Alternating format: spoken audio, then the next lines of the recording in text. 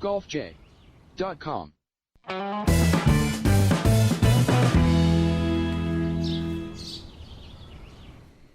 All right, everybody, good evening. Welcome to another edition of the golfj.com podcast.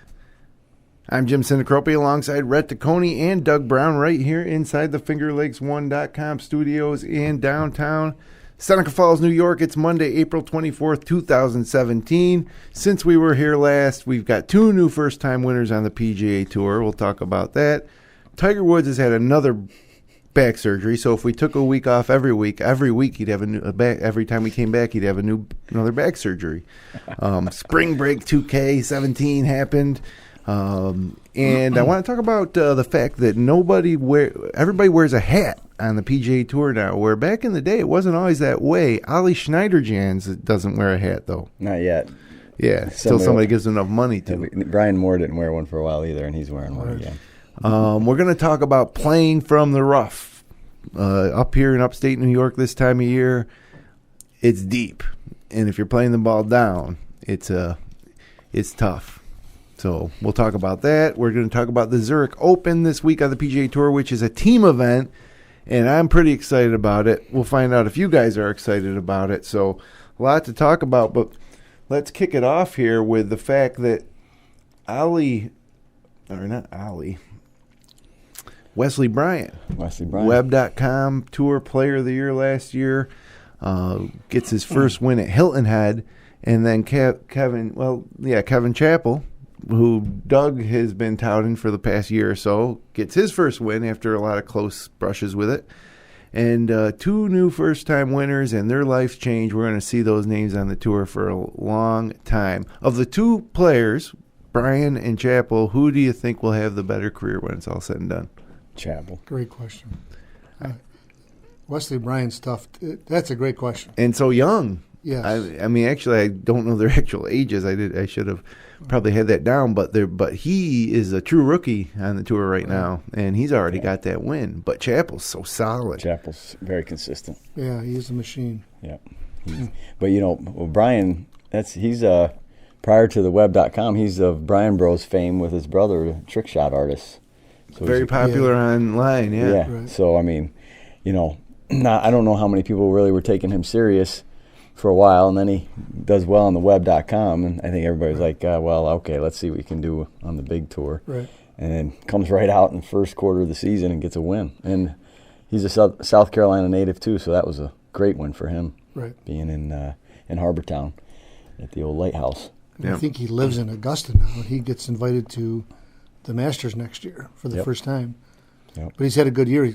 There's been at least two events that he could have won easily. If he wasn't in the lead in the last round, going into the last round, he was close.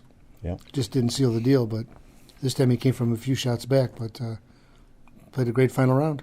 And, our fearless leader here picks up double points on that, too, for our fantasy league with Wesley Bryant. Yeah, I think it's, if you can take the Web.com Tour champ every year on your fantasy team, you're probably going to do okay. Yeah, because number one, they're going to play a lot because they're so fresh and they want to get that card, retain that card. And number two, they've won, obviously. They know how to win. No question. And I got Wesley Bryant in the other fantasy pool. That was a nice win, too. I get those leagues mixed up. And so I wasn't sure. But in the two leagues, I got back-to-back wins. One, nice. I got Wesley Bryant, and then I got Kevin Chappell in the other one. So nice. Spring break was good to you. It was. I watched before I left for Disney. Did I watch them both? No, I watched Wesley Bryant win in Disney, and I watched Kevin Chappell win when I got home. And I did go down to Disney for 8 days and did not play a round of golf. That's a marathon. I drove by on the way to the theme park, saw the courses, the Magnolias and all that, saw everybody out there playing, and I just stood there on the bus and headed off to the Magic Kingdom. Right there. You got a card from it? Yeah, Magnolia. Have you played them all down there? No, not all of them. I played Magnolia, and played the Waldorf Astoria course there at the Hilton Waldorf are connected there, and they have a beautiful course there. And I highly recommend that one. I played Buena Vista, Lake Buena Vista, a long time ago. Have you ever played at Disney? I played Palm, Magnolia, and Buena Vista. Lake Buena Vista. Yep, that Buena Vista hosted the a PGA Tour event for a long time. They hosted something. You're absolutely right. Yeah. Never played that one. Well, Disney used to have the team championship there at those two courses that you're talking. All right, which is interesting because that was 1981 was the last time they had a team event on tour, and this weekend at the Zurich they're going to have one. So, I'm excited about it. I don't know how a lot of fantasy golf. A lot of fantasy golfers aren't too happy about it because nobody knows how to score it. But I'll tell you how to score it when we get down there at the end of the show. Let me know for next Monday. I got to do that. But pretty cool finish for Chappell. At the Valero, birdie in the last hole after Koepka did. It's a par 5. There's some risk reward. Kevin Chappell went for it. The other two guys laid up. I think they all made birdie. Right. But Chappell's celebration and everything was great. And I probably mentioned this last year, but I mowed the lawn on Sunday, played golf in the morning, mowed the lawn in the afternoon, and I love PGA Tour radio. Because I didn't have an opportunity. I was either going to be mow the lawn or watch the golf tournament. And if I didn't mow the lawn, I don't know when I would get to it. So throw on the earbuds, listen to PGA Tour radio on the phone, and it's great, especially when you got a dog in the hunt. No question. That was a legendary celebration by him at the end of the tournament. He was pretty pumped up. Well, it was good. It was. He doesn't show a lot of fire on the course, but as soon as that putt went in, he's very reserved on the course. He let it loose, and you could tell there's a nice bond there with his caddy, and it was a nice scene. It was also a pretty nice scene at Harbor Town. I love that tournament because it looks more to me like a course that we play. Right. Yep. It's a little tighter tree line, smaller greens. Right. I don't know. I really enjoy that course, and have come to learn, especially the back 9 holes, which isn't the case for a lot of regular tour stops. For whatever reason, Harbor Town really sticks with me. Yeah, it's really tight. The great 2 finishing holes, the par 3, and then obviously the 18th with the lighthouse, but the drive over the marsh, and then the second shot over the marsh, where that little piece of land sticks out, basically your fairway. It's pretty cool atmosphere there. A lot of boats, a lot of people out on boats. It's sound. Yeah, it's pretty loud there. They get after it. If you know what I'm saying. Historically, there's been some fantastic finishes on 18. Kuchar chipped in, and Davis Love chipped in. I think John Daly chipped in one time to win. It's a big name. A lot of big name winners. It actually is. Absolutely. Davis Love's won it a few times, and a lot of them play Augusta, then go right over there and play. Yeah, it's the hospitality, low country hospitality in Hilton Head is second to none. Right. Played there. It's an interesting course too. As short as it is, the scores aren't very low. No, they don't tear it up because they really can't. So they can't overdrive it. And oh man! Sometimes you're in the fairway, you're still blocked out by a tree branch. Yeah. So it's a strategic golf course. If you go off the fairway at all, you're in trees. Right. And not that they're not thick pines or anything, but there's just a lot of them. You got to manage your way through if you get out of you get haywire. And Luke Donald seemed to surface, which is historically a good golf course for him. Mm-hmm. And he didn't win, but it's funny though how Luke Donald doesn't do anything all year, but he was in contention every year. Yeah. Right. He's got a few one places. day I think he had 5 greens and shot 67. I guess the short game was pretty good. Yeah. But knocked one in from the bunker. Yeah. During that round. But yeah, it's a nice little swing on the tour, and I don't see that tournament ever going away. No, I don't think it'll ever get overrun any different than it is today, and it'll always be on the schedule after Augusta. Didn't it have a sponsor problem a few years ago? But they got it in time. They did. They had to switch out. Something Verizon was there for a while. Yeah, several years ago. Yeah, but it's a great piece of countryside there too, which makes it very attractive for people to visit there. Oh yeah. I'm sure the golfers enjoy it.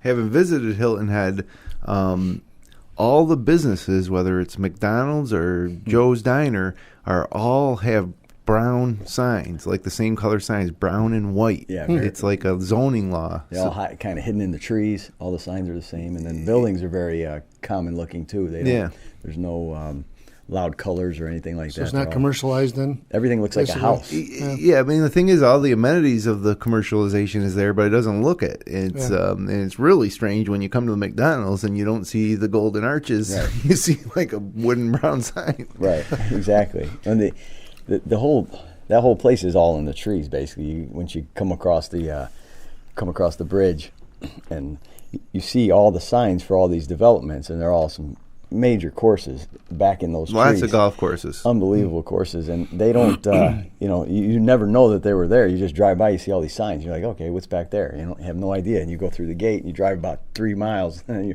you're playing on a golf course that's right on the marsh. It's including Harbor Town. Yeah, absolutely. So it's a pretty cool place, and probably doesn't get thought of a lot for a golf trip. Oh, the best. You know, we got to be right up there. And how far would that? Well, it's an island, so I don't know if you want to tie that in with Kiowa or something, but it's about 2 hours from Kiowa. Kiowa's up by Charleston, so it's a little ways. But you could definitely do it if you had 4, 5, 6 day trip. But you go to Hilton Head, you don't need to go anywhere else at that point. When we started our buddies trip way back 20 years ago, and I think our first 10 or so trips were there. Hilton Head had some good friends there. Just unbelievable golf. You don't have to go anywhere else if you go there, for sure. It's certainly a tournament that the guys on tour want to win. Not that they don't want to win them all, but it's one of those marquee events. Calendar event. Like the Arnold Palmer or the Jack Nicklaus, all the Memorial. You get the plaid jacket.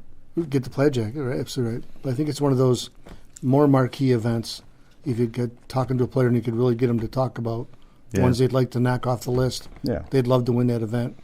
Secondary to a major. Yes, when compared to the Texas Open, for example. Yeah, absolutely. You get that one, similar to like Memorial coming up. Right.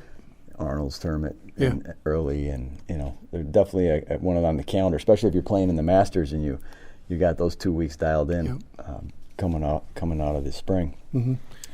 Well, we had hoped, or not hoped, but thought that by this time in the season we'd be talking about Tiger's emergence and how many, was he going to win the FedEx Cup?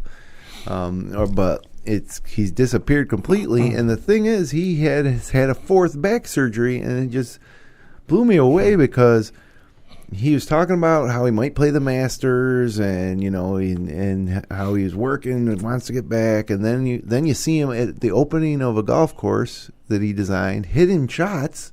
Yep. The swing looks okay. And then, 24 hours later, you're like, he underwent a successful 4th surgery where they fused his lower back. And they've said successful 4 times out of 4. Right. But he says this is the one. I totally agree. I think he's finally found a path. He's coming back. He's doing everything he can to get healthy. He's going to be back. He's going to win. 6 months, they said now. 6 months. So 2018. I'm glad I drafted him in my fantasy golf league. For the second year in a row. And made side bets. Yes, you did. About dollars won. He's got 0. I'm going to have to go back and look at the side bets to see how much money you're going to be paying out. I got about 100 tied up. I think I'm going to compare this to Tommy John's surgery when Tommy John had the surgery. Tommy John came back and pitched a long time, right? Yes, he did. He did. Tiger Woods is going to come back. You heard it here first. Tiger Woods will be back. Tommy John only had 1 surgery, though. The Tommy John surgery. Tiger finally had the one as well. Tiger Woods surgery. We'll call it the Tiger surgery going forward. I think that Tiger doesn't want to. He's not interested enough to put everything into it that he needs to make a comeback at this point. I just don't think he has that fire. Somebody said that yesterday or the day before. On Golf Channel or something? Yeah, Golf Channel. They just say they don't. You can make that argument. Does he want to come back and finish 35th in an event? Because not to insult the ones that do and make a nice living, but he came from the top. Obviously, I hope if he is healthy, he does come back and play because the tour needs him. He's got several years left that he could play.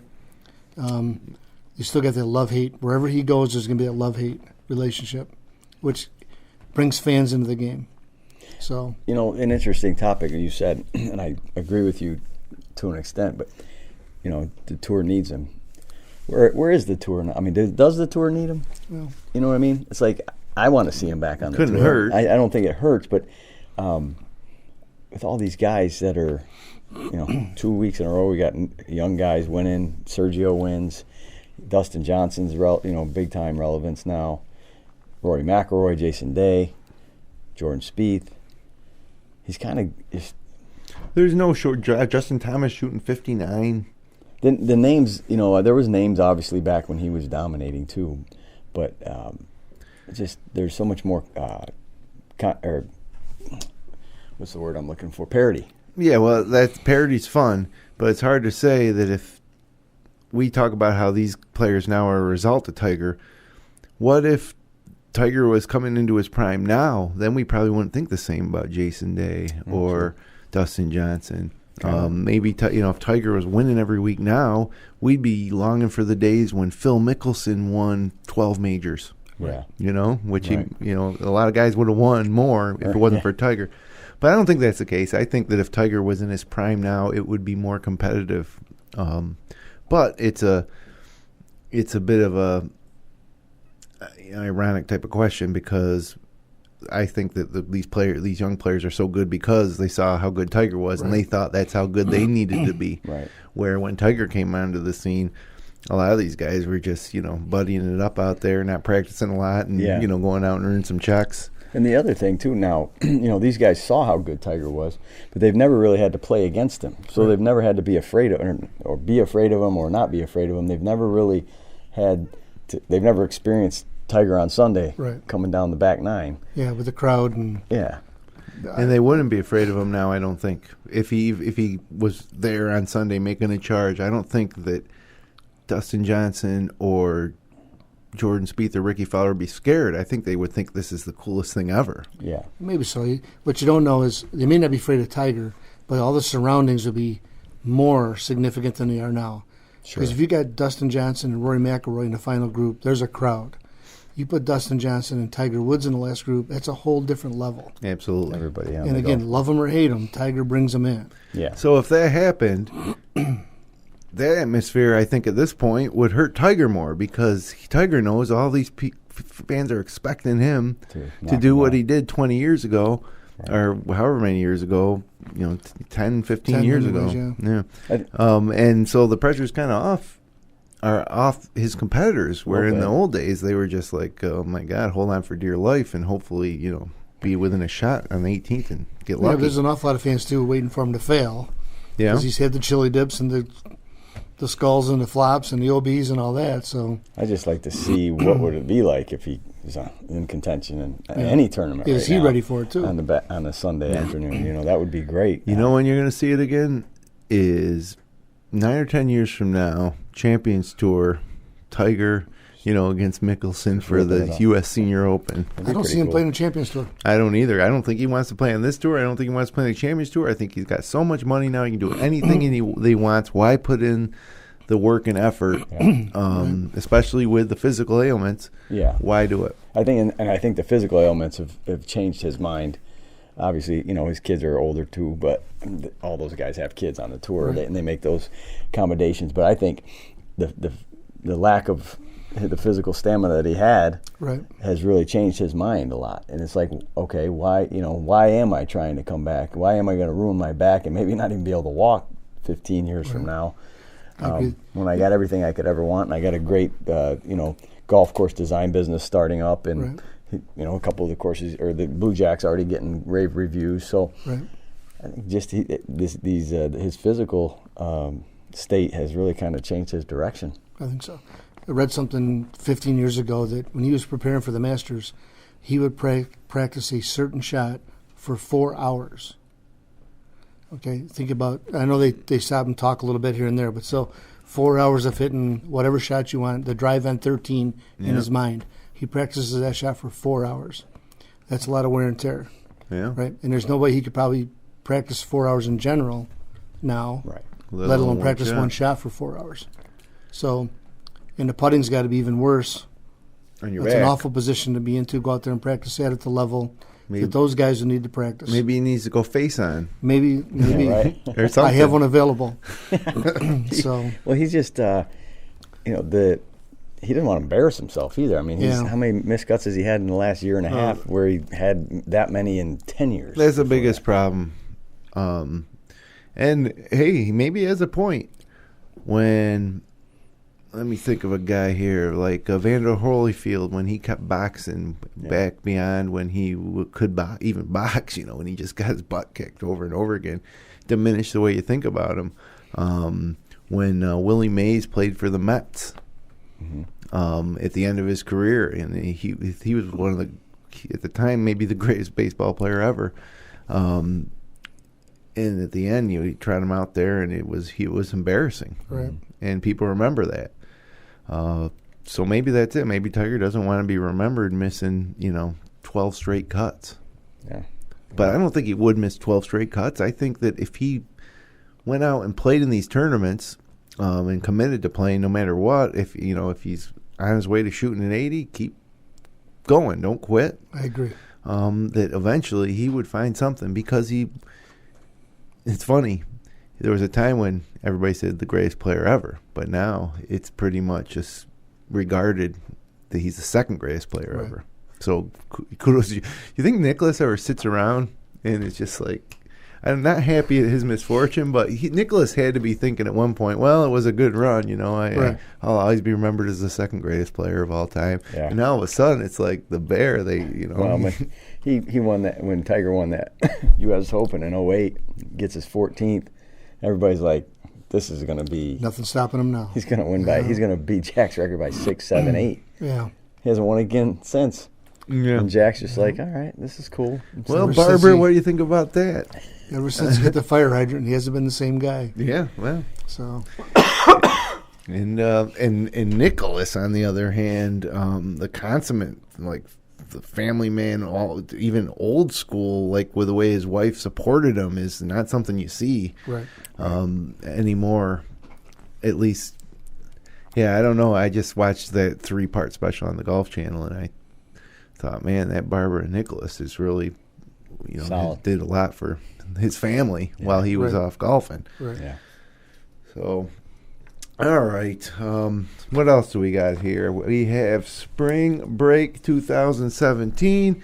And, of course, I'm talking about Ricky Fowler, Smiley Kaufman, Justin Thomas, and Jordan Spieth after the Masters heading down to, where were they? You must know where they were. Oh, I tuned it. I kind of tuned that one out. That's because you're not on Snapchat to really enjoy Spring Break 2K17. I saw it on Twitter, but I don't know. I don't know where they went. But the thing that gets me about this, and why I love all these guys, isn't because they're down there partying and I think that's cool. It's that they take a vacation from their job of professional golfers and they play golf every day together, which is with no shoes on. But they love golf that much. They really do. And you'd think that you'd want to not play for a week. Well, we saw some of those guys fish when they were in Hawaii. They should definitely play golf on vacations. Right. Right.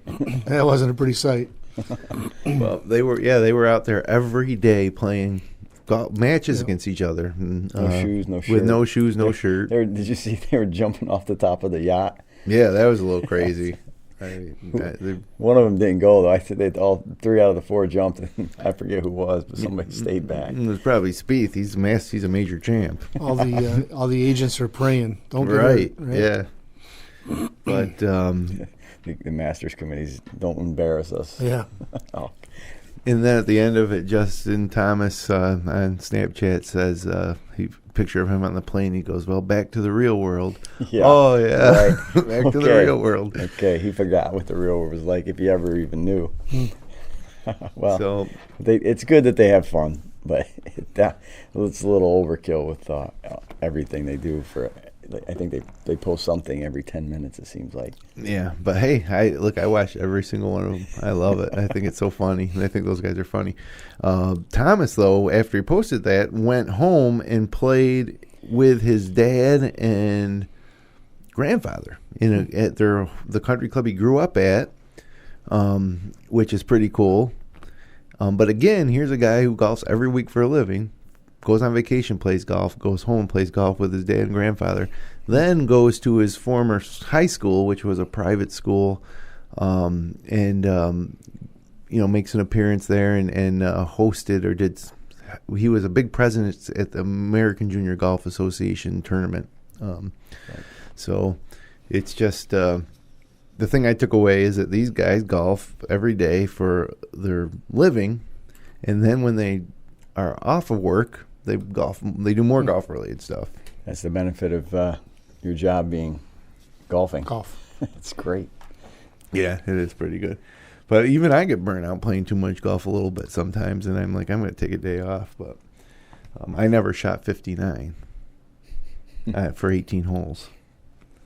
So, okay. Ollie Schneider Jeans is walking around out there without a hat on. He looks like a lost, orphan out there. Like it's just strange to see.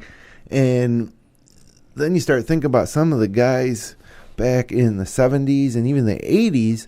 Guys like, Arnie never wore a hat. Nicholas never wore a hat. We just watched that 3-part miniseries on Golf Channel. All the highlights, he's got no hat. His golden hair is blowing in the wind. Tom Watson rarely wore a hat. That great chip in at Pebble Beach, he didn't have a hat on. He was, and even John Daly when he won the PGA Championship. Yes, and then into the 90s they didn't wear hats. Everybody wears hats now. Like everybody except for Ollie Schneider Jeans. They wear them all the time. Not even just on the course. They wear them press conferences except the Masters, and they wear them out and about during the day. I mean, it's like I think they're paid to wear them basically paid all the time. Yeah, getting paid a lot. And every time they have a public appearance, they got to have them on. Yeah. But not Ollie. So you think Ollie, after some time, will get a sponsor and wear the hat? I'll give him my hat if he wants it. It's probably what you see first and foremost on anybody, right? You don't see the logo on his shirt all the time, right? Or what golf shoes they're wearing or whatever. But when they zoom in, you see the hat during the shot while they're walking. So that logo's in front of everybody. Probably the most high-priced is right in the middle. Yeah. Be my guess. Yeah, because some of them have so many logos on their shirts that NASCAR. if you got it on your hat, that's the one everybody really takes note of, for sure. Like the Resort in Mickelson. What's the name of it? Thundering Mickelson's black hat. He's got a resort on it. Yeah. I can't believe I can't think of it. But boy, whoever placed that contract for that hat's not upset. Is pretty upset that I don't know it because I see Mickelson wear it a million times. Thundering Ridge or something like that. But it's weird. But they must have paid a ton, for that to outbid the Titleists of the world. He probably gave him a house. He was KPMG. Yeah. That's true too. So they probably gave him a house at the development wherever that is. Or maybe Mickelson had a gambling debt to the place. So. Couple million. But yeah, that's I don't always like to wear a hat, but I think the other reason, in addition to the sponsorships, is people are more aware of the dangers of the sun. The sun, absolutely right. So Doug and I definitely. Well, I think the hats are better. Remember, as a kid, there was a couple of guys wore hats that's sponsored by Amana, which was like a refrigerator, washer dryer type company. There was a couple of guys, I think like Charlie Cootie, George Archer, those guys. I'm talking and about it was odd. So that was an oddity to wear a hat. Very oddity. Yes, a lot of them wore the visors too before hats. Really, the visors with nothing on them. Yeah, but then I think obviously the manufacturing of hats has really improved, and they're getting compensated. And, so what about day-to-day average golfer in the 1970s and into the 80s? Less hats on the golf course? I had hair, so I didn't wear a hat. So but you really couldn't find a hat in a pro shop. You wouldn't find Titleist. If you had a hat, it was because you were on a baseball team. Yeah. Okay. But you didn't see those things around for sale. So it became big business. Yeah, I mean, at the same time. Those companies sell a lot of hats. Yeah.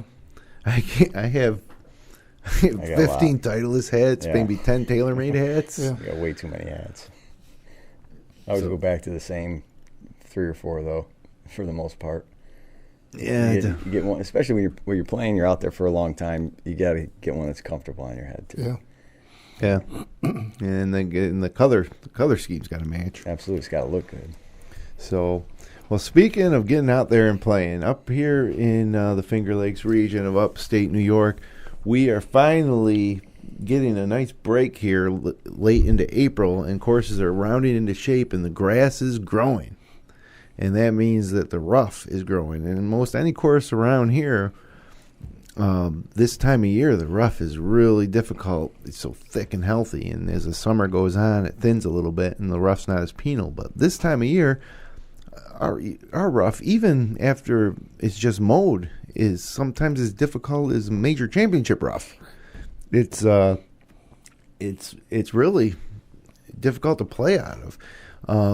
And so Brownie is the reigning club champ at St. Falls Country Club. We'll defer to you as to some advice. You hit a drive and you got 150 in, but you're in the left rough and you're half buried in that thick grass. Do you do anything different than if you're in the fairway? Absolutely. So obviously that rough is going to slow the club head down, so you want to think about first hitting a little bit more club. And you got to play the ball a little bit farther back in your stance with a little bit more of a descending type of a chop shot blow. You're not going to be able to sweep it out of there because you're going to get so much grass between the club face and the ball that basically that club's going to go to 30 miles an hour and probably turn over sideways and go dead left. So two trains of thought, I guess, overall. Depending on capability, sometimes you're better off hitting a wedge to get it back in the fairway. Get it to the 100-yard mark in the fairway and play from there. And again, based on skill, if you think it's supposed to be an 8, you might want to hit a 7. A little bit farther back in your stance, and you're going to have to hit a little more downward on it. It's going to come out a little bit lower and probably run. Now, sometimes right now it's a little bit runs unpredictable because it's still a little bit soft. Yeah. Okay? But if you think you're going to try to sweep it, it's not going to happen. The only other club that's very good is the hybrids. Help out a lot. You still got to hit down and dig that out of there. Right. Depending on the length of the shot. Yeah. You're talking 150 yards. I'm not going to use a hybrid. Nobody here in this room is going to use a hybrid. Yeah. But you get back at 175, a hybrid might be a good choice. Well, as to me, I don't mind the thick rough from 150 and in. Yeah. 150 and out if B starts to become difficult, and that's right. where you might make a big number. Right. That's why I say most people would be hit that ball out, take your wedge. Yeah.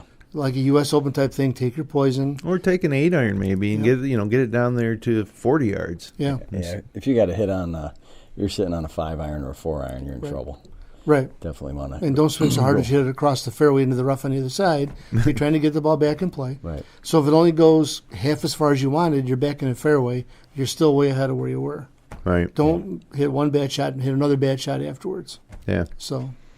Yeah, it's one thing that I try to do when my ball's in the rough and I'm still have the ability to reach the green, even if it's a bad lie, is your ball tends to spin less out of the rough in terms of draw or fade. So if you put a nice swing on it and get it going in that right direction, you can hit a lot of great shots from the rough, especially if you don't have to carry anything. Right. It comes out lower and less spin and at the target. So I just try to tell myself, line it up and put a good swing on it, and things will work out pretty good. Where sometimes when you're in the middle of the fairway, you try to you pull hook one. So yeah, it's now a lot of people don't play the ball down, so that doesn't matter. Right. And that's the thing about that is that it's even an advantage, like if on a long par 4, to hit your drive in the rough, because you can give yourself such a perfect lie. You can hit a wood better than you would off the fairway. Yeah, right. And I'm not gonna tell anybody that they should play the ball down if they don't want to play the ball down. That's fine. But a lot of guys will say, they'll move the ball everywhere, and then they'll come in and say, I shot 78. Right. A lot of those guys don't like to be in the fairway because there isn't enough turf underneath the ball Yeah, to right. get it in the air. They don't like our fairways. Yeah. So it's I think that if you're playing golf, you're playing it down because that adds just an unlimited amount of variety to the game, especially around the greens. And when you're playing it up, it's again, especially around the greens, it just takes a lot of the fun and imagination and interest in it all away, I think. So we have moved it so far this year everywhere, every time we play, because it's been so soft and wet. Right. I'm looking forward to next time I play to actually play the first round of golf. So I won't post a score, even though up here in New York State, April 15th is the official opening of the year. I haven't posted any of my scores yet because, we've been moving it everywhere. And also because I had 8 shanks the other day. I'm glad I'm not golfing right now. Hate that word. But anyways, it's tough, rough this time of year. There's no doubt about it. And going back even further, maybe you want to hit a hybrid off the tee. Well, the first thing, keep it in the fairway. Yeah. Solves all the helps. problems, but Well, and on holes, longer holes, whether it's a reachable par 5 or long par 4s, you still might want to take out the driver if you're going to get there in 2, because if you miss the fairway with it, you can still, lay it up short. But, on those 340-yard, 350-yard par 4s, take out a 5-iron, take out a hybrid, keep it in the short stuff. This time of year, if your course has that thick rough. And some courses with nice watering system have thick rough all year round. The other thing that happens is a lot of watering systems will get the first 5 to 10 to 15 yards of rough on either side of the fairway, so you're in better shape to miss it further left. Yeah. But even those spots in the summer, that rough thins out. It's just the nature of the grass up here. right. Yeah. So, It's going to be hardy until the end of June. yeah. Unless Mother Nature does something else. But overall, they're going to be mowing and mowing because that grass is just going to grow. Millions and millions of blades of grass. Yeah. Billions, trillions, gazillions. I've wondered how, somebody who worked as a maintenance course worker for 13 years when I was growing up, how many blades of grass did I cut in my life? Kabillions. Yeah, I don't think you could. Why put don't you give us a number on it. report at the next time we're all together? Yeah, I'll do some math. I don't know. I've cut a couple million in the last 2 weeks Yeah. in my own yard. Jeez. Never ends already. Well, what do we got here? Well, I got a little tidbit, though, for you. Rory Okay. McIlroy got married Yes, he did. last weekend. The girl from Rochester. he oh, married. right. Right, they met at the PGA, whatever. Erica Stoll. This is a quiet wedding. I didn't even hear about that. I'm not sure where it was held either, but it was on the Golf Channel. But anyways, guess who was the band at the wedding? Who played at the wedding? No And it idea. was Stevie Wonder. Oh, really? Wow. How big I is was that? going to get him for my wedding, but he was busy at yeah. Rory's. He had some other stuff going on. Imagine that. Stevie Wonder. It had to be at least $1 million. Oh, yeah. That's your average wedding. Did he get married at home in Ireland? I Or? mean, that's what I said. I don't know where it was. Yeah. I didn't hear about it. It was over there somewhere at a castle, some big awesome castle place. It was pretty cool. But yeah, he met her. She's the one that helped him get to the course Yes. during the Ryder Cup. Yeah, she worked for the PGA. Yeah. And she still may, but that's what her job was with the PGA of America. Probably not now. No. She probably doesn't. Well, work there. maybe now, yeah. I think I remember a year and a half or so ago that she doesn't work there anymore. But yeah, I mean, that's pretty cool that gets you to the course, helps them Yep. beat us Destiny. on Sunday. Yep. That was a bad day for us. Good Yep. day for him. But yeah, he's doing all right. Rochester, New York. Yeah.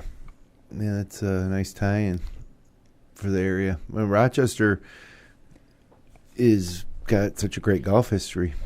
And does this add to it? The fact that this girl from Rochester married Rory McIlroy from Ireland? Now let's see, he goes back and joins Yeah. Oak Hill and lives here. Yeah, I was going to say he'll be in the area every now and then, a little bit more. Yeah. But other than to play Oak Hill. I think it's a bigger deal if Stevie Wonder played at the wedding. Yeah, that is amazing. So But it just shows that these guys are stars now. That's long Yes, cash. yeah. They're all That's with you. Like Wes Bryan and Kevin Chappell aren't stars. no, they're good. They might be. players. They might be better players than Rory at this point. But Rory's a star, and Jason Day is a star, and Ricky Fowler's a star. So if you can cross that line, from being known by name and sight inside the golf channel, the golf genre, and step out of that where somebody who's not a golfer recognizes you, and Stevie Wonder plays at your wedding. Yeah. Well, and these guys now, the bigger guys, Day and McIlroy and Spieth and Fowler, when Tiger was playing, he was a star. Or when he was playing really well, he was a star. Phil was up there, but everybody else was kind of just, really, really, really good PGA Tour players. Vijay Singh, Ernie Els. Duval. Yeah, Duval. But with social media now, these guys they're celebrities. They're That's stars. That's Yeah. probably it, social media wise. Although I don't know how They're good, popular too. VJ would have been on Twitter, but Right. But not very. and I don't know if any of those guys, they're just different guys back then, but all these guys that are winning and playing well are really young, and the social media has just made them mega celebrities. They're great golfers too, though. That helps. You got to do that. You got to put the numbers up too. But they just have the level of celebrity of these PGA Tour players now is much higher than it ever has been. Back in those days where Tiger was battling David Duval and VJ too, the Golf Channel wasn't as prolific. Right. The ESPN wasn't as prolific, I guess. It was getting there. And everybody focused all their attention on Tiger. I mean, everybody else kind of just got swept under the rug. I mean, for a while there. But there was even limited coverage overall. Yeah, true. There was less, I don't know, Golf Digest and Golf Magazine used to really be kind of unique content. Now you can go online and get that type of stuff from a million websites, including golfdigest.com and golf.com. Right.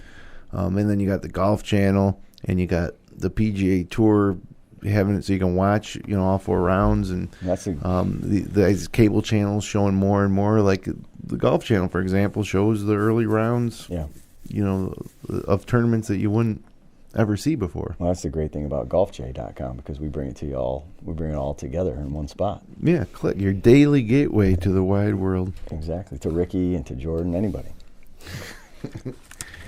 Well, I think that the PGA Tour needs more events, and maybe I'll be proven wrong. We'll wait and see how it goes. Like this week's Zurich Classic, where it's 2-on-2. Thursday, alternate shot. Friday, best ball. Saturday, alternate shot. Sunday, best ball. You pick your partner. Brooks Koepka's playing with his brother. Right. Mm-hmm. There's a lot of interesting teams on here. Jason Day and Ricky Fowler. Stenson and Rose partnering up. Jordan Spieth and Ryan Palmer. Brandon Grace and Louis Oosthuizen. Bubba Watson and J.B. Holmes. I want to see that group. But the thing about this is, if you're on a team and you win, you get all the benefits of a PGA Tour victory except for the Masters. I don't know if you're going to get a Masters invite. Yeah, I can't imagine they'll give it. But you get 2-year exemption. You get to play in all the next level tournaments like the Players Championship, the Memorial, all those second tier type invitationals. Right. So a guy like Chase Koepka, who plays on like the European Tour that his brother used to play on. It's not even the European Tour. It's a Challenger Tour or something. Yeah. But now if he rides to the PGA brother's coattails, he's got a 2-year exemption. So I think that's interesting. And the team that wins it will take the first and second place FedEx points and money purse and split it. So it would be like it was a tie for first. And then the second place team will split third and fourth FedEx points. So is that how we're doing it? Well, I think that's how the PGA's doing it. That's probably how we could do it too in the fantasy golf channels. Right. So, but it's going to be fun to watch because that's how we play golf. Right. You partner up, you play a match against another two, and you never see that. Get so, except for the match play in the President's Cup and the Ryder's Cup, you see guys go out there and play 4 rounds of stroke play, and this is going to be something different. It's different. I mean, it's the Zurich Open is not really one you set your calendar to on a yearly basis based on how a lot of it how it falls. I mean, it falls after the first major of the year and then the the Heritage. So it's not something you're really looking at. So they're looking to spice things up a little bit. I'd like to see more match play tournaments throughout the year, maybe 2 or 3, other than the actual match play tournament. But how about team match play? Yeah, that'd be good too. Anything. I mean, you go through 50 weeks of stroke play golf for the most part. I don't know, once every 2 months. Once a month, 2 months. Yeah. Once to every 2 months would do it. Something different. Like this, just to partner up and play the 2 different formats, or a match play type of situation for another one. And hey, why not throw together a little 4-man scramble? Right. Right. The fall series probably could use 1 or 2 of these. Oh, you imagine what those guys would shoot? In a 4-man scramble, you get a 4-man team together. 20 under, 22 under. Yeah, it'd be fun to watch. They would have fun with it too. I mean, it wouldn't be. Obviously it's serious because, like you said, there's a 2-year exemption on the line. It's not. Right. This isn't a silly season, money tournament. Yeah, that's what makes it good. Right. That's so real. So it's not going to be something where they're all out there joking around with each other, having a good time. I don't think. I think it's going to be looser than most. It should be a little bit because you're out there with your buddy or your brother or whatever. But it'd be cool to see them strategize, and the mics will be all over them, talking to each other, and going back and forth. Because what was the format again, Jim? You said it goes alternate shot and then best ball. Okay, back and forth both days. Yeah, there'll be some strategy going on, and there'll be a lot of talking and. If Bubba and JB are just crushing it, and I think it's interesting that way. Too. Look at how these teams get put together. Obviously, these are voluntary teams. Yeah. So if you're the Ryder Cup captain, President's Cup captain, you're seeing who says, "Hey, he's my buddy. Yeah, I'm going to play with him for $1 million." Right. Yeah. So now if they both make the team, why wouldn't you? They obviously are comfortable with each other. Yeah, I mean, this is you could be putting Rose and Stenson together, and 4-0 in the President's Cup. Rose and Stenson, they were in the Ryder Cup. Oh yeah, in the Ryder Cup. Ryder Cup. So, I would have never guessed Spieth would play with Palmer, but they both live in Dallas. Yeah, I think that's the connection. But I don't know who I would have paired either one of them with. But I would have thought Ricky would have played with Spieth. Not Day. The way the guys all vacation together, they've been that group of guys together. Whatever way it was mixed up. Yeah, I don't know. I'm not exactly sure how they do it, but I know that the top. What is there? 12 of the top 25 players are here. I think that the higher seeded world ranking guys get to choose. Pick who they want to play. Yeah, but makes sense. But it will be interesting. I'd give the tour credit for shaking it up a little bit. I think it'll be fun, more interesting to watch, different to watch. Absolutely. Especially, it gives the tournament a little identity ahead of the Players' Championship. Now, the Wells Fargo tournament's next, and then the Players' Championship, which is the next best thing to a major, and then that leads into the Memorial, and then into the U.S. Open, into the British Open, into the PGA, into the FedEx Cup. So man, you got us into September already. Well, it's kind of at this point, there's a little bit of gap between the Players and the U.S. Open, but not that big. 4 weeks. That's all every month. Yeah, not many. Well, the Players is always Mother's Day weekend, so it might be 5. Yeah, to Father's Day weekend, but. I like this too. If this format doesn't fit your style, don't play. Take a week off. Right. Take the week off. You already know the schedule in advance. Now you got like Chase Koepka, who I've never heard of. Yeah. But there's probably some others that have some opportunities that they wouldn't have had. Brooks is playing pretty good too right now. Yeah, he sure is. Right, good partner. You might be hearing Chase might have struck gold here, and the timing's everything on this one. And a great story. Yeah. Right. It'd be cool. I'm looking forward to it. Yeah, I am too. It'll be interesting to see how they cover it too, because normal PGA tournament they go shot. But now you're not going to want, if these two guys are working together, you're not going to want to leave that scene and come back to it, especially if it's an interesting situation where one's got a putt for par before another guy hits putt to birdie, and it'll be interesting to see too what kind of rules tweaks they have for the best ball. You can let your partner putt first, probably. Yeah. Whoever's away has the right of way. Yeah, so he could say, go ahead. So if somebody's inside, he gets to go. If your partner's closer, but you got the right, so. But you couldn't do that in regular tour competition unless it was the situation like on the 18th where they let a guy putt out to get out of the way. But that's all. Is it by rule that you can't? No, they can always putt. You always can putt out. True, right. It just, you don't want to stand in somebody's line, so it becomes etiquette that they mark. I think they mark too much. Yeah. Okay, great. They're marking 1 foot. Just ask Lexi Thompson. Right. Yes. I think they are marked way too much. But in a 4-ball event like that, the team that's away can. Sometimes you want the guy from 10 feet to putt before the guy from 20. Yeah. Get in the hole first. So. Yeah. Well, if you got a par in the hole and you got a birdie putt, now all of a sudden it doesn't matter. If you run it 5 feet by, it's make or miss, and so you've putt with a lot more confidence. That's just part of team play. Yep. But the alternate shot format in this is going to be really interesting too, especially Brooks and Chase Koepka. Yeah. Brooks is playing great. Right. Chase is probably going to have some nerves. Right. Brooks hits a great drive. Chase hits one awry. Brooks gets him back in shape. He misses the easy putt. And all of a sudden the brothers start. Fighting with each other. Yep. Who knows? Now, this course, I think, has some interesting finishing holes. Remember, there's a par 5 with an island green. Mm-hmm. I don't think it's the 18th hole, though. I think it's 16 or 17. But it's a pretty good-sized island, but it's still surrounded by water. But it is a very reachable par 5. Yeah. I was interested. I thought it was interesting too that Ricky Fowler and Jason Day were playing together because they're not fellow countrymen. Mm-hmm. Right.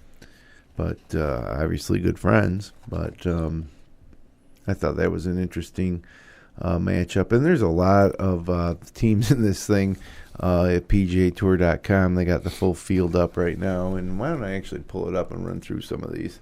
If you just give me a second here. At the Zurich. It's not a huge field by any means. I think there's 80 teams with a cut down to 35 after Friday. Oh, is there 80 teams? Yeah. Well, here is the favorites as listed on PGATour.com by Rob Bolton, who does the weekly power rankings. You're not going to show them? Oh, I'll see if I can show them. Let's see here. I thought you were going to put it on. Let's see. I was going to read them to you, but I can do both okay. probably. Let me make it a little bigger if I can. Watch this, the miracle of modern technology. Hold on. I'll get you some size here. Or will I? Come on. There we go. Okay. Probably still not big enough. But you got Justin Rose and Stenson as the favorites, and Day and Fowler is second. Grace and Oosthuizen is third. But here's another interesting team. Berger and Peters. The American Daniel Berger against the rookie German Thomas Peters. How does that happen? And Peters not a regular on the tour. This is an opportunity for him to become a regular on the tour really fast if he wants. There's Palmer and Spieth. Justin Thomas goes with Bud Cauley as his partner. You know, like Thomas. Why didn't he go with Smiley Kaufman? You know, or right. I don't know. Who's Chappell playing with? He's right below the G. They're both Alabama grads, Okay. Cauley and Thomas, but they didn't play together or go to school at the same time. Below those two is Hideki Matsuyama and Hideto Tanihara. Well, they're both Japanese, so that makes sense. Yeah, they're 1 and 3 in Japan, so. And President's Cup guys, potentially. Patrick Cantley and Patrick Reed. It's an interesting little pairing there. But for a guy who hasn't had much success on PGA Tour in terms of winning, Patrick Reed might have gone a little stronger, try to get a stronger player and get a win. Yeah, Right. we could use a win. He's struggling, too. Keegan Bradley and Brendan Steele, that's a pretty interesting team. I don't know what the connection there is, but Brendan Steele is probably the A player on that team, wouldn't you think? Right now. And there's our boy Kevin Chappell, and Gary Woodland is the 10th in the power rankings here. The low 35 teams in ties after 36 holes will survive the cut. If more than 40 teams survive, a second cut of low 35 teams will occur at the conclusion of 54 holes. So, 62nd time in tour history that two professionals are teaming up in an official event.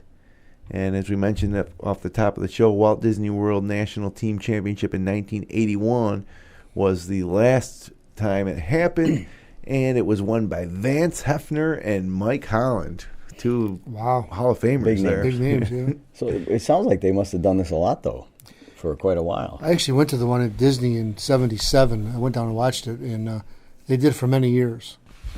Yeah. So I'd like to see some of those teams. But it was straight best ball score. It wasn't alternate shot. Okay. It was just a two-man best ball. Like, who were some of those teams, like Nicholas and Trevino? Or Well, I saw Ben Crenshaw just come out of college. A guy named Greer Jones actually was on the winning team that had a decent career back then. Yeah. But Johnny Miller was there. Arnold Palmer was there. They all played. Yeah, that'd be cool. So, Well, there is a ton of teams here. If I can find the full field here, we can talk about it. Power rank, come on, where's the field? Tournament info? Field.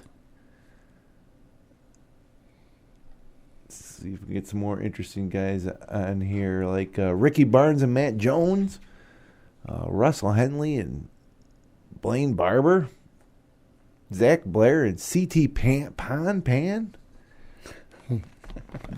Wesley Bryan and Ryan Blom, Dominic Bazzelli playing with J.T. Poston. No Debo. How about this one? Stephen Bowditch and Boo Weekley. oh boy. I mean, again, Bowditch has been struggling. Weekley not that Who strong knows? a player. Yeah. Maybe nobody would take Bowditch, and so Boo Weekley's maybe they're friends. I don't know. Jason Bone and Carl Pedersen. Yeah, these are some interesting teams. Kevin Kisner's playing with Scott Brown. Angel Cabrera's playing with Julian Etulain, a fellow countryman. Roberto Castro and Scott Stallings. Does that team get you excited? Alex Cheka and Soren Jeltsin is a pretty good team. This is the craziest team of all. Bryson DeChambeau and Rory Sabatini. Oh, boy. Like, how does that team happen? Rory Sabatini, when's the last time he even played in a tournament? I know it. Ben Crane and Ben Martin. Well, you got some Patricks and some Bens. Maybe they're just teaming up by name. Yeah. Could be. Chad Collins and Ken Duke. Luke Donald and Jamie Lovemark. That's a pretty good team. Now, Luke Donald's a guy that could use a win. He's going to need the exemptions. Yep. And Lovemark's a strong up-and-coming player. Yep. Tyrell Hatton and Jamie Donaldson. Who's DeChambeau playing with? Is he in it? Yeah, Rory Sabatino. Oh, that's Rory right. Sabatini. Okay, sorry. I was paying attention to Sabatini, not DeChambeau. Those guys are polar opposites. Wow. Well, yeah, how did those two even get on a team together? I mean, I don't know. I don't know what Rory Sabatini does nowadays. Jason Duffner and Patton Kazire. Interesting team there. I could see that. Harris English and Hudson Swafford. Matt Every and Billy Horschel. Oh, man. Tony Finau and Daniel Summerhays. What do you think of that one? Pretty solid team. Jonathan Vegas and Fabian Gomez. That makes sense. Lucas Glover and Ches Ravy. I don't know. I love it. Well, Vegas and Gomez, are they both from Venezuela? I imagine they're both from, I know Vegas is, so I'd assume that Gomez was too. Retief Goosen and Tyrone Van Oswegen. Another one. When was the last time Goosen played on the PGA Tour? Yeah, he's actually played pretty good, isn't he, as of late? It wasn't in the last month. I think he was in one of the final groups. He Was putted he? real well, and out in California maybe. Okay. Charlie Hoffman and Nick Watney. Morgan Hoffman and Camilo Villegas. Yeah, these are great. Beef Johnson and Kyle Reefers. Beef's finally going to play? Yeah. Smiley Kaufman and Harold Varner III. Man, this is a deep field. There's a lot more I'm skipping over here. Russell Knox and Kevin Streelman. Well, you got 160 guys. Yeah, it's a big field as well. Wow. Yeah, a lot of guys are getting exemptions for this one. Danny Lee and David Lingmerth. Rocco Mediate and Spencer Levin. Rocco. Senior Tour. Yeah. Man, I don't know what else. If I'm Troy Merritt and Robert Streb. William McGirt and Robert Garrigus. Jeez. Jeff Ogilvie and Ian Poulter. Now, Poulter's a guy who could use a win. Poulter, right? didn't he? He ran out of time. I was going to say, didn't he lose his He status? lost his medical exemption time, so Until Jeff gets Ogilvie and Ian Poulter win the they Zurich. get a W. Yep. And 2 years off, or 2 years. I don't know, man. There's a lot on the line for a guy like Ian Poulter this week. So, all right, man. It's going to be a lot of fun. A lot of fun. I can't go through any more of these teams except for Kyle Stanley and Ryan Ruffles. Sean Stefani and John Rollins. Is John Rahm playing? I haven't seen Rahm on here, so I would say no. But Mackenzie Hughes and Nick Taylor are, and so are Patrick Rogers and Cameron Tringali. Yeah. Will Wilcox and Freddie Jacobson. Could do this all night. It's Freddie Jacobson. Jacobson, correct. Tim Wilkinson and Michael Thomas. So, okay, anyways. So we're taking next week off. Coming on the podcast, this studio is moving to a new location. Hopefully coming back in 2 weeks for the PG Players Championship preview, right? Yep. Okay. So, that's all I got. I ended on the note of reading you the entire field here for the Zurich. So thanks for spending some time with us on the GolfJ.com podcast. Connect with us online at Twitter, at the GolfJ, Instagram at the _GolfJ. and Facebook at facebook.com/golfj. All of our episodes in the best of the wide world of golf on the web can be found at golfj.com. We'll be back 2 weeks from now, Monday night, 9 o'clock. Until then, hit 'em long, not often.